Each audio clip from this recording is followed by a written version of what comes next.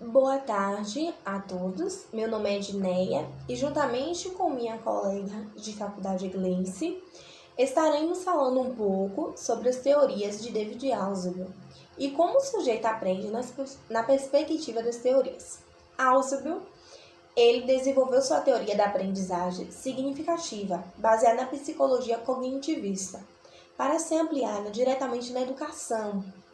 Essa aprendizagem que ele se refere é voltada para as salas de aulas, em situações de ensinos formais, sistemáticas, intencionais e planejadas, o que possibilita ajudar os professores no seu desempenho em sala de aula com seus alunos.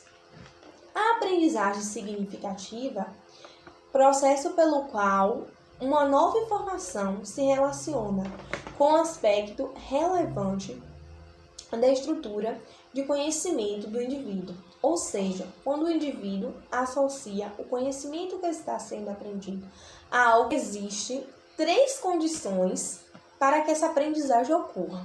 A primeira, o material novo a ser aprendido deve ser potencialmente significativo, do ponto de vista lógico, que tenha estrutura de organização internas, que não seja arbitrário, ou seja, não é aprender qualquer coisa. Para que essa aprendizagem seja significativa, ela precisa ter uma estrutura e uma organização interna. Um exemplo de aprendizagem arbitrária é quando aprendemos nas salas de aula o valor de π, que corresponde a 3,14, que seria uma aprendizagem memorística, ou seja, arbitrária, ou seja, não tem associação com nada, não tem associação lógica.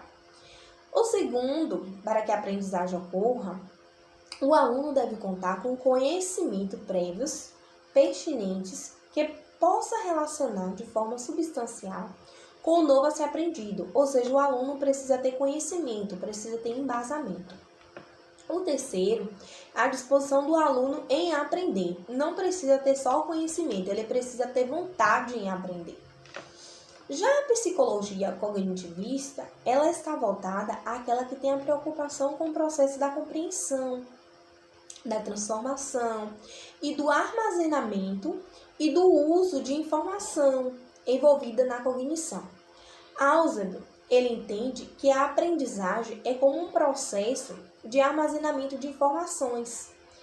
Como é que esse conhecimento ele fica armazenado, ele fica condensado na mente dos indivíduos? Existem três fatores relativos à estrutura cognitiva do indivíduo e que deve ser considerada no processo da aprendizagem. A primeira, a existência de ideias, as quais podem se conectar com uma nova ideia que se deseja ensinar. A segunda, a extensão em que a tarefa que se deseja assimilar é discriminável das ideias que lhes servirão de âncora. A terceira, a clareza e a firmeza, determina o nível e a estabilidade do aprendizado. Essa contribuição de Ausubel torna-se mais significativa no contexto atual da nossa educação brasileira, em que existe uma exigência cada vez maior por parte das escolas, principalmente para enfrentar o grave problema que temos em relação à repetência das primeiras séries do primeiro grau. Agora, eu vou passar a palavra para minha colega Gleice, onde ela vai dar continuidade à teoria. Olá, me chamo Gleice Salles e vou estar contribuindo com tudo aquilo que minha colega Edneia acabou de falar. Bom, na teoria significativa criada por David Ausubel, é descartada tanto a aprendizagem mecânica como a aprendizagem de memorização.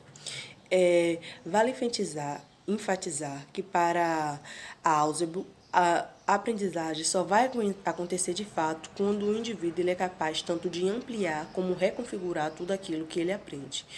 E o conhecimento prévio do aluno não se quer dizer que seja um conhecimento verdadeiro ou absoluto, mas sim que ele não é um indivíduo, no caso, vazio ao entrar no colégio, ele já tem um conhecimento. Um exemplo disso é que a gente tem o costume de assimilar o clima com a estação. Como, por exemplo, no verão, aqui na Bahia faz calor. Então, a gente acostuma a entender que no verão deve-se fazer calor. Só que em São Paulo não é assim. Isso é um conhecimento prévio nosso, mas não quer dizer que seja um conhecimento absoluto ou verdadeiro. Ausubel também acredita que ao professor, ele começar a sua apresentação em sala de aula, no caso, ele não deve começar com explicações ou exposições, e sim com questionamento, porque o questionamento iria gerar uma dúvida e através dessa dúvida o aluno ele estaria animado para ir atrás da sua resposta e entraria no segundo momento da aula, onde o professor ele iria fornecer ali livros, o seu próprio conhecimento, livros pedagógicos para o aluno, onde ele iria ampliar o conhecimento do aluno. E ali faria uma junção do conhecimento prévio do aluno com o conhecimento que o aluno está sendo exposto. E ele ia começar a ampliar e a reconfigurar tudo aquilo que aprendeu.